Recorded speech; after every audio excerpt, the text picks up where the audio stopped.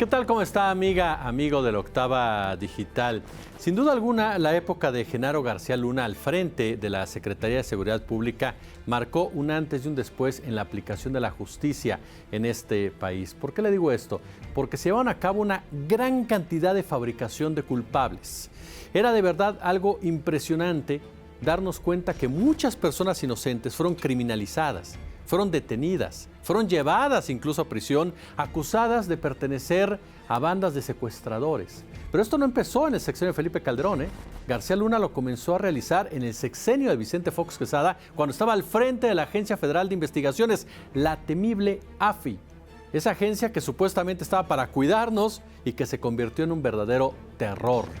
Genaro García Luna, junto con un grupo de policías a su alrededor, fueron protagonistas de esta época, en donde incluso la experta con la cual vamos a platicar en unos segundos más, Manuel Stills, nos recuerda un detalle que como medios de comunicación, como periodistas, tendría que avergonzarnos. Y es que en muchas de las conferencias de prensa donde se presentaban a estas peligrosísimas bandas, eran los mismos.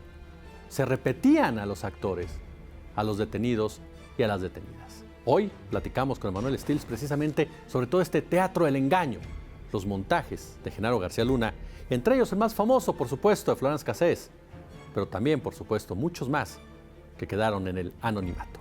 Quédese con nosotros.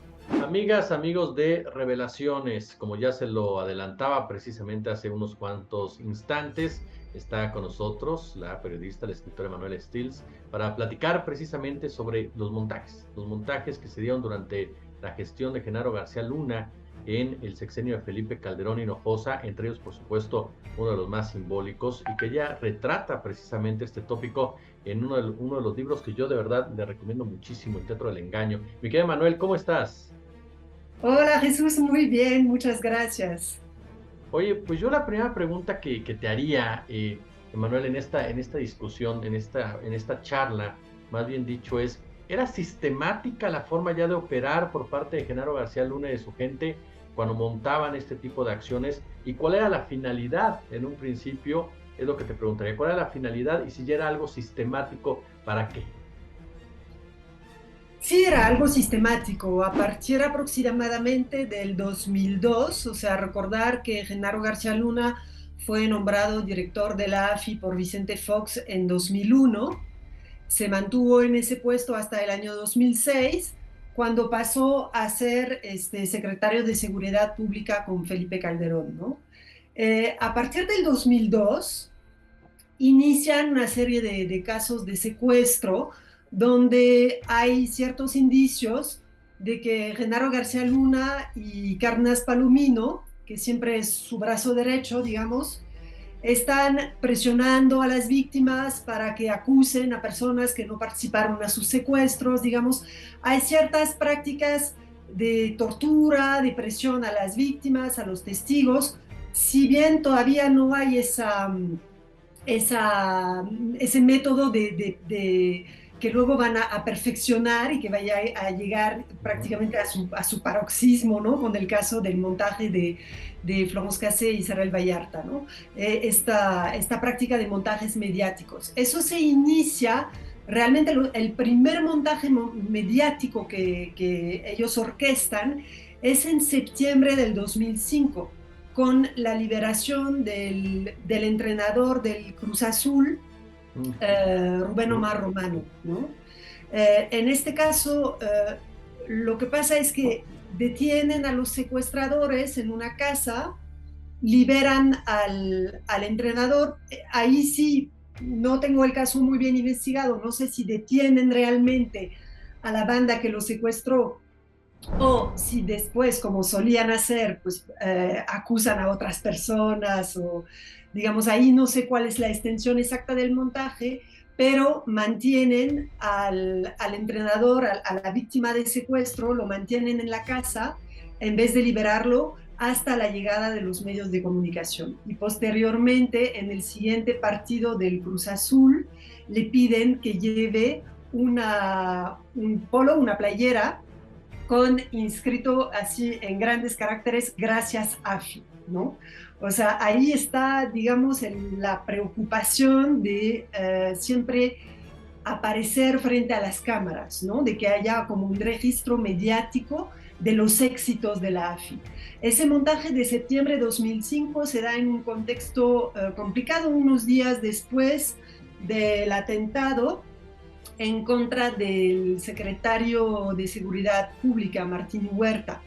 Entonces, en ese momento, digamos, hay esa preocupación por parte del gobierno de no mostrar cierta vulnerabilidad frente al crimen organizado y de reforzar la imagen de la AFI, ¿no? Y se le ocurre a Genaro García Luna pues hacer ese montaje. El objetivo siempre es el mismo, es como la AFI, digamos, la Agencia Federal de Investigación, no obtiene resultados en contra, en particular del secuestro, que en esa época es un delito muy emblemático en el sentido de que afecta a muchos mexicanos, que causa estragos en la sociedad, que es un delito muy violento y que hay muy pocos resultados, ¿no? Entonces la idea es crear la ilusión de estos resultados, ¿no? Si no los obtienen en la realidad, pues por lo menos fingir frente a las cámaras que hacen investigaciones y que obtienen resultados.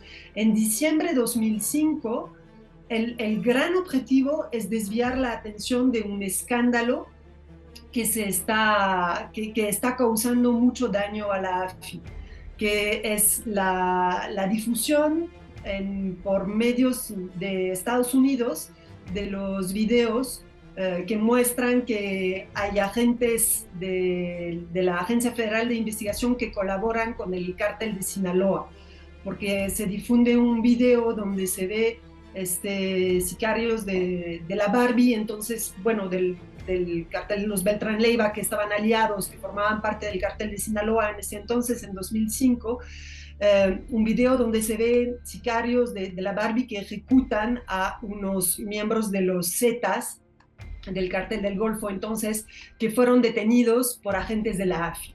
O sea, los agentes de la AFI los detuvieron en Acapulco y en Zihuatanejo y los entregaron al cártel de Sinaloa. Y eso es un escándalo que explota literalmente a principios de diciembre de 2005 y urge montar un distractor, distraer la atención de ese escándalo, ¿no? Porque pues la prensa se ha enterado que algunos AFIs habían sido detenidos por ese escándalo, que también algunos habían sido liberados por la juez, que por cierto enviará a prisión a Florence Cassé e Israel Vallarta, una juez que es muy, muy aliada de García Luna. Entonces, en ese momento, a principios de diciembre, pues le surge un distractor y cuando, por hacer un favor a un amigo de Genaro García Luna y Luis Cárdenas Palomino, que se llama Eduardo Margolis, un empresario muy poderoso, les pide la detención de Israel Vallarta y de Florence Cassé, porque pues tiene que él ejecutar una venganza en contra de un ex socio suyo, que se llama Sebastián Cassé, que es el hermano de Florence Cassé. Ellos acceden a hacerle este favor y cuando se dan cuenta de que esta pareja es muy telegénica, organizan esta falsa liberación de víctimas en casa de Israel Vallarta, llaman a las televisoras el 9 de diciembre, los detienen el 8 de diciembre, el 8 de diciembre imaginan ese montaje mediático y lo llevan a cabo el 9 de diciembre. La idea siempre es, digamos, sacar brillo a la imagen de la AFI, ¿no? Y actuar frente a las cámaras de televisión como no son capaces de actuar en la realidad, obteniendo resultados en la lucha contra el secuestro y contra la delincuencia organizada. Oye, y en esta historia que nos planteas, mi querida Anabel, Manuel, perdóname, hay diferentes personajes que aparecen, no solamente hablamos de Genaro García Luna, hablando concretamente del caso de Florence Cassé, hablamos de periodistas, hablamos de políticos, hablamos incluso de activistas, el caso de Isabel Miranda de Wallace, el caso de Mola, el caso también posteriormente Felipe Calderón con esta crisis con Francia. Sí, efectivamente, aunque yo soy un poco resistente o recelosa a llamar a Isabel Miranda de Wallace activista, me gusta la definición que da de ella Anabel, precisamente Anabel, la periodista Anabel Hernández, que la llama una infiltrada del gobierno en la sociedad civil. Creo que eso es muy cierto. Isabel Miranda de Wallace, para situarnos en la cronología, digamos, el caso de la supuesta desaparición, del supuesto secuestro y asesinato de su hijo, Hugo Alberto Wallace, se da en julio de 2005. Ahí es muy interesante porque interviene otro personaje que ya mencioné, que se llama Eduardo Margolis. Eduardo Margolis se burla de la imagen que se creó Isabel Miranda de Wallace como la madre justiciera que persiguió a los secuestradores y a los asesinos de su hijo, y ella misma los atrapó porque la policía no hacía nada. Eduardo Margolis es muy amigo de Isabel Miranda de Wallace y él dice que él organizó todo eso, que realmente Isabel Miranda de Wallace no investigó el caso de su hijo, que él fue quien investigó. Entonces, si un personaje tan oscuro como Eduardo Margolis está atrás de esta supuesta investigación, pues con más razón todavía podemos dudar de los resultados de esta investigación. Él dice que fue él quien orquestó, o sea, digamos, investigó, pero yo más bien diría orquestó todo eso, ¿no? O sea, la detención de estas personas y acusarlas del asesinato de Hugo Alberto Wallace, que por cierto, su cuerpo nunca fue encontrado, ¿no? Y hay versiones periodísticas serias que ponen en duda que haya sido secuestrado y asesinado y realmente Isabel Miranda de Wallace, a través de Eduardo Margolis, ella misma pues habría señalado a estos culpables y habría participado en la tortura de las personas a las que acusa, ¿no? Pero pocos meses después, cuando el caso de su hijo no está, digamos, resuelto y ella está todavía pues involucrada en esa supuesta investigación, a los pocos meses, hablamos del caso de su hijo en septiembre, y en diciembre ella ya interviene directamente desde el principio en el caso de Israel Vallarta y Florence Cassé.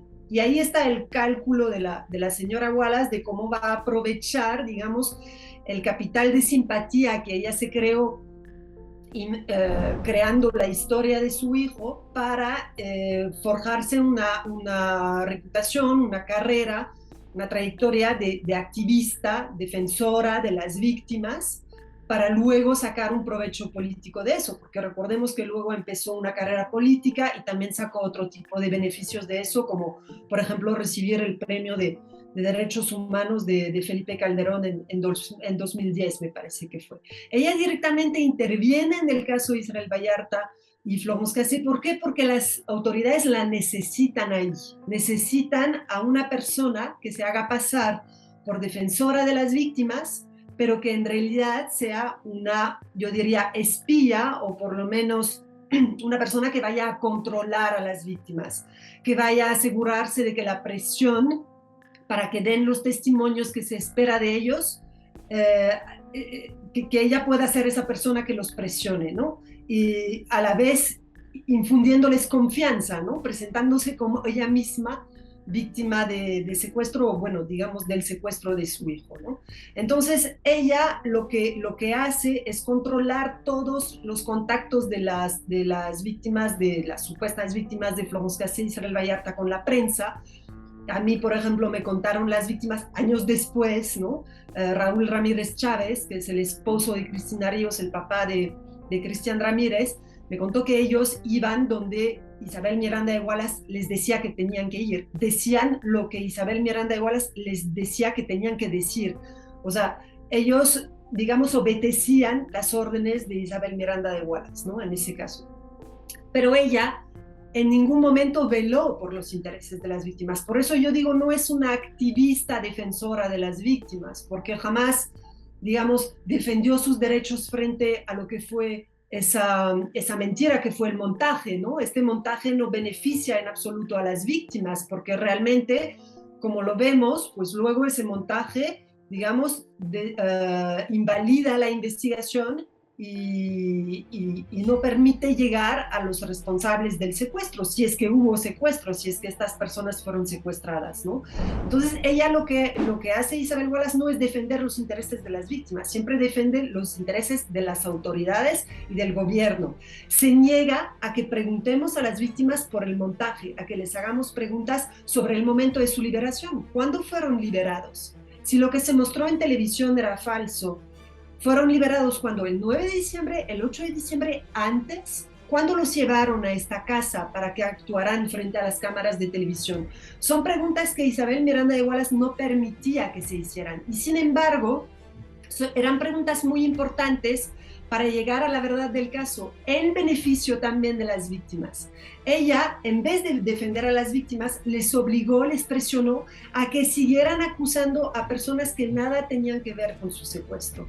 Y cuando hablamos con las víctimas, digo yo, porque trabajé con otras corresponsales o otras periodistas, cuando preguntamos a las víctimas a quiénes acusaban, ellos mantenían esa versión oficial de que acusaban a Florence Cassé y Israel Vallarta, pero sus acusaciones eran mucho más detalladas sobre otros personajes. Ellos decían, no, pero es que en realidad mis secuestradores no están detenidos, son tal, tal y tal persona. Ellos acusaban a personas de su familia lejana, ¿no? Entonces, cuando les preguntamos por eso, Isabel Wallace se interponía siempre en conferencias de prensa y decía, no dejen de molestar a Ezequiel Elizalde o dejen de molestar a las víctimas, no pueden preguntar eso, o sea, todo lo que no cuadraba con la versión oficial del caso, que se adecuaba con lo que se había mostrado en el montaje, Isabel Miranda de Wallace prohibía que se hablara de eso. Y las víctimas, sin embargo, durante mucho tiempo, porque yo pude hablar con Raúl Ramírez después de muchísimos años, solamente en 2014, me decía, nuestros secuestradores no han sido detenidos.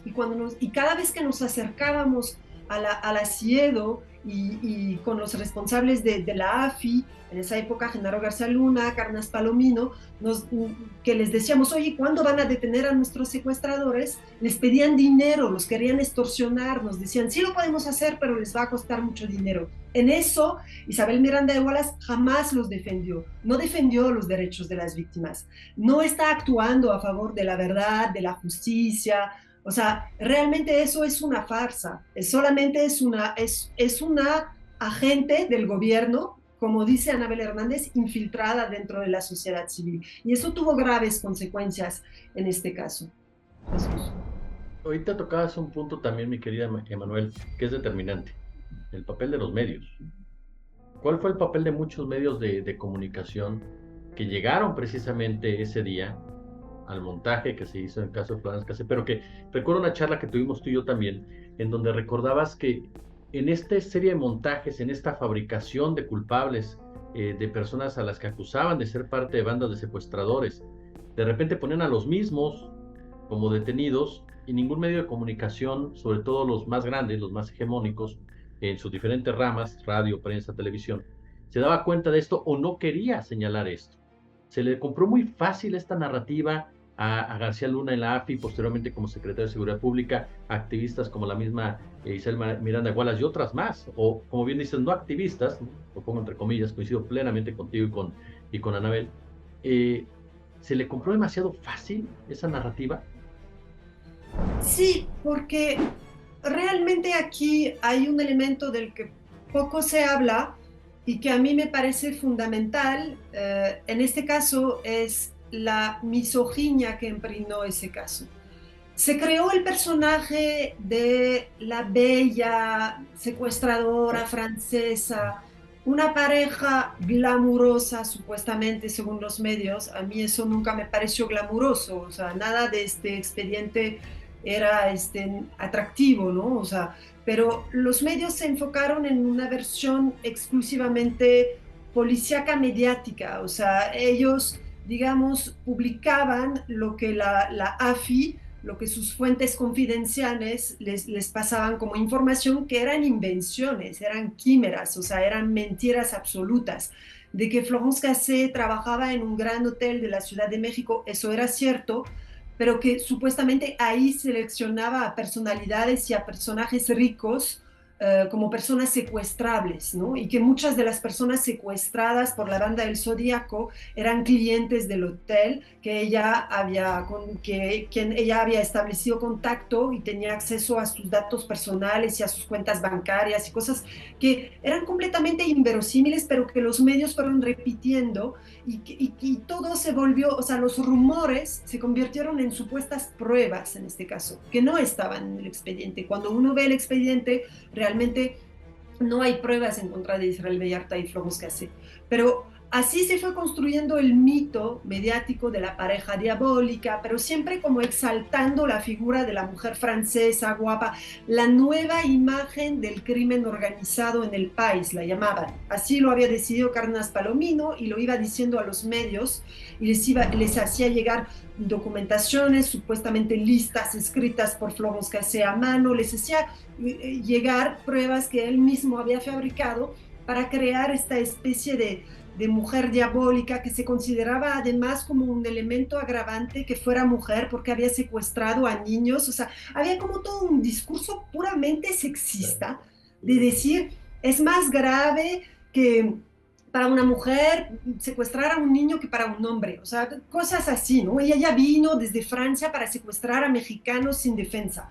O sea, todo un discurso que no tenía ni pies ni cabeza, pero que los medios abrazaron, se apropiaron y empezaron ellos mismos a agregar como elementos de su propia cosecha, ¿no? O sea, iban a espiar a los negocios del hermano de Florence Cassé y luego hacían artículos donde decían, me refiero en particular al periódico Crónica, donde decían, y ahí en este instituto de belleza seleccionaban a los secuestrables, el hermano de Florence Cassé, que también formaba parte de la banda, cosas que no, o sea, no se sostenían en absolutamente nada, pero se fue creando este personaje. Posteriormente yo sostengo que esa misoginia se trasladó a las pocas periodistas que estuvimos investigando el caso, ¿no? En primer lugar, Anabel Hernández, y después con mis colegas francesas Anne Vignat y Leonor Mayeux. Nosotras fuimos a ver a varios directores de periódicos, y no los voy a nombrar, pero en grandes periódicos de México, de los más grandes, compartiéndoles la investigación que habíamos hecho del expediente y compartiéndoles todas las irregularidades que existían para proponer publicar los resultados de nuestra investigación. Nos recibían, nos escuchaban y luego publicaban otras cosas que nada que ver. La información que les hacía llegar la AFI, detenían a supuestamente un sospechoso, lo torturaban, sacaban un video de él, David Orozco, donde acusaba a los Vallarta, donde acusaba a Florence Cassé. O sea, hacían montajes y montajes. O sea, no fue un solo montaje, fueron muchísimos montajes a lo largo de los años, donde los medios, sabiendo que ese caso se había originado en un montaje, seguían publicando la versión oficial, seguían publicando lo que les hacía llegar la AFI y posteriormente la Policía Federal, y no se interesaban y descartaban, desnotaban el trabajo que nosotras hacíamos, porque nos decían, ustedes son amigas de Florence Cassé y la defienden por ser francesa. Y nada que ver, estábamos haciendo un trabajo de investigación serio, no teníamos ningún interés en defender a Florence Cassé. Es más, nos aproximamos a su caso pensando también que probablemente era culpable, porque así lo pensaba todo el mundo y parecía una evidencia, y nada más estuvimos estudiando el expediente y entrevistando a todas las personas, incluso Luis Cárdenas Palomino, Eduardo Margolis, las víctimas, y nos dimos cuenta de que eso no era solamente un montaje mediático, sino que era un gran montaje judicial, ¿no? Pero los medios, no conformes con haber transmitido el primer montaje mediático, luego siguieron utilizando estas imágenes, por ejemplo, de David Orozco torturado. Y cuando este señor murió en la cárcel por consecuencias de las torturas, eso fue en el año 2014, cuando murió en la cárcel, la única que publicó un artículo sobre la muerte de David Orozco, una superestrella mediática de este caso, que todos los medios habían sacado su video que había grabado bajo tortura. Anabel Hernández fue la única en publicar un artículo sobre su muerte. O sea, no les interesaba a los medios lo que llamo el making of de este video. Lo único que les interesaba era sacar las imágenes de este señor torturado, decir, sí, yo soy un secuestrador y secuestré con los Vallarta y la francesa, porque ni siquiera sabía decir el nombre de Florence Cassé porque no la conocía. Entonces él repetía eso, lo sacaron en absolutamente todas las televisoras, todos los medios, y lo siguen sacando.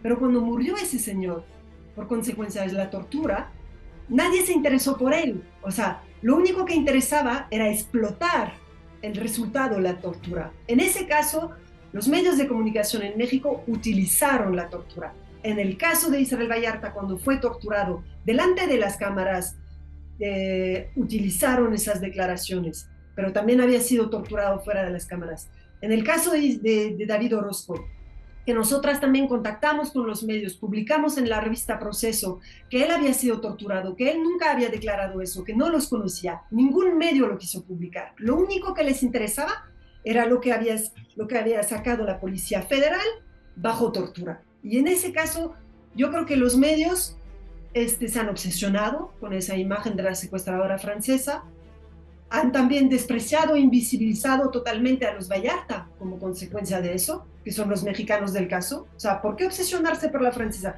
Interésense por el caso de los mexicanos. Lo hicimos nosotras, periodistas extranjeras, pero nunca interesó a los suyos.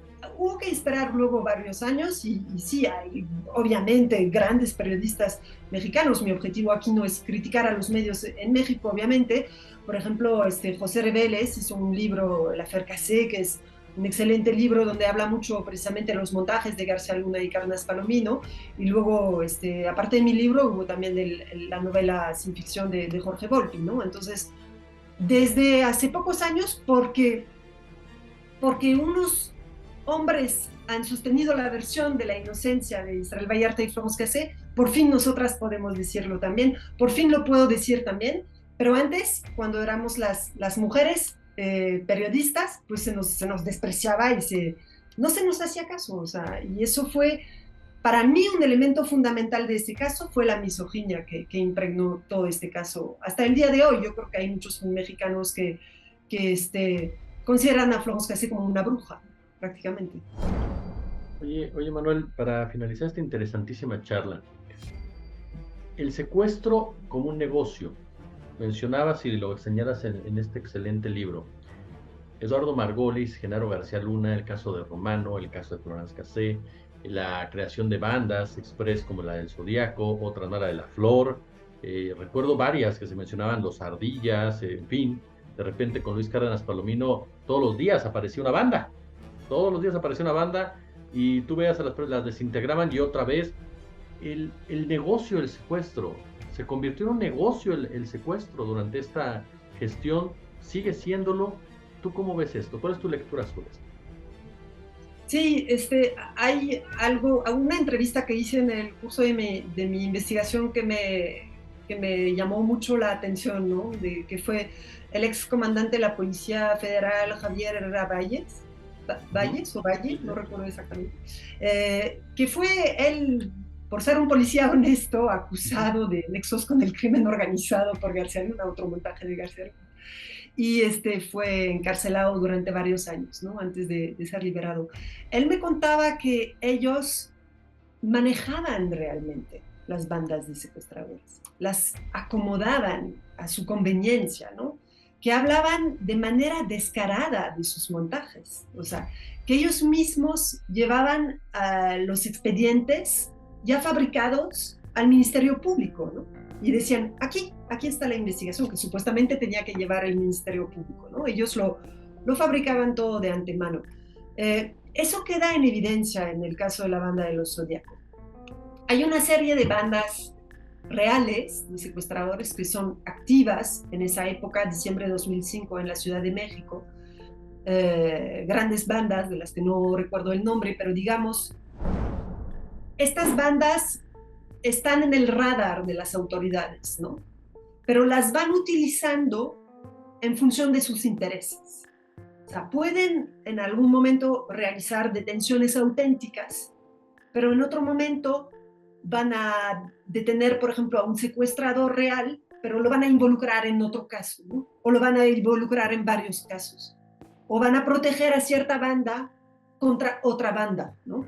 O algunos AFIS o policías federales van a ser los propios secuestradores, ¿no? O sea, hay casos también donde se da este elemento.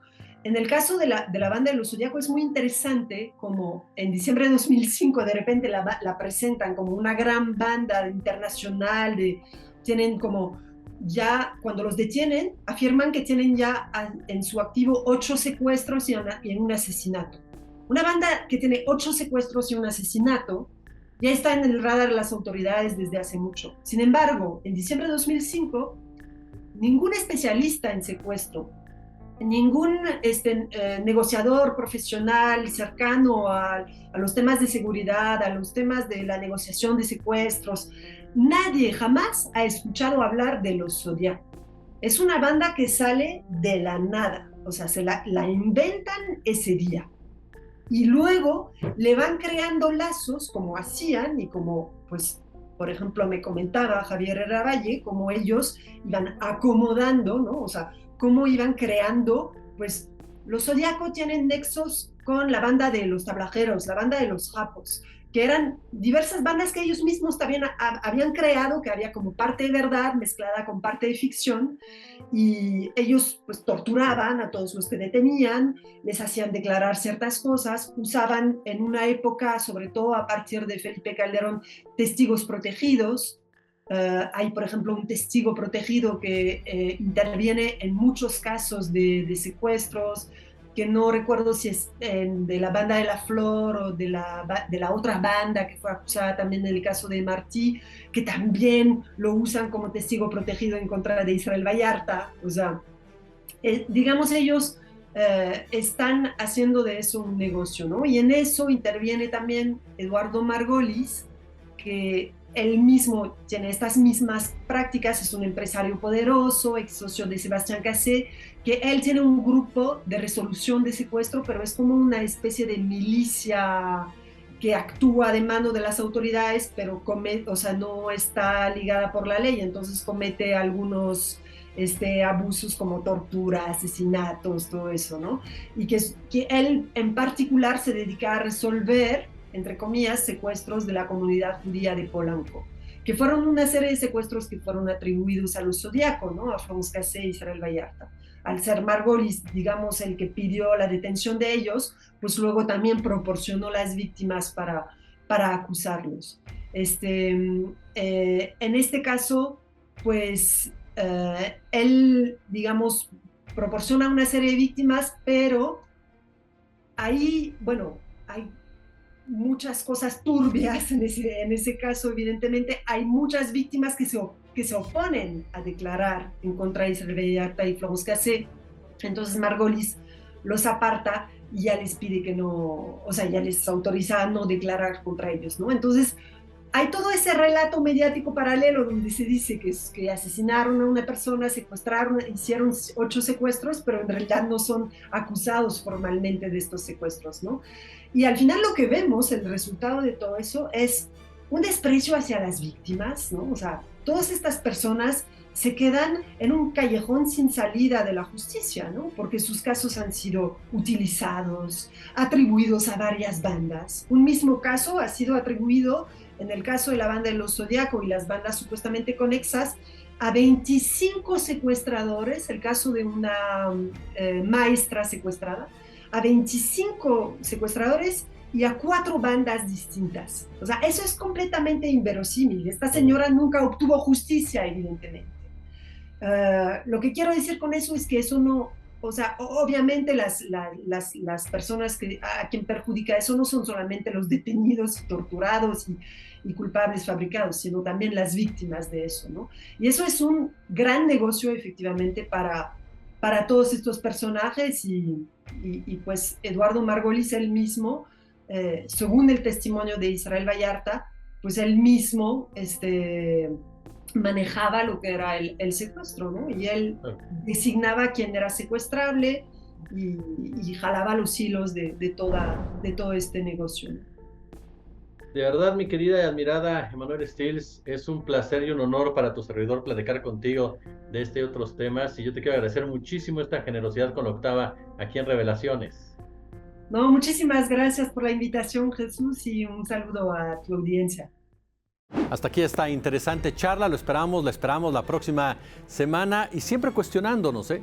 Es cierto, se puede discutir mucho la estrategia del gobierno federal de Andrés Manuel López Obrador, el tema de los abrazos, no balazos, pero, caray, seamos claros, el sexenio de Felipe Calderón, personajes como Genaro García Luna, como el propio Enrique Peña Nieto en su gobierno con Alfredo Castillo, sin olvidar, por supuesto, el general Cienfuegos, Tomás Herón, nos demuestran hasta dónde está podrido un sistema y hasta dónde llega un cártel. que no es el del Mencho, que no es el del Mayo, que es un cártel institucional que tiene placa y autorización para disparar. Como siempre un gusto, como siempre un placer.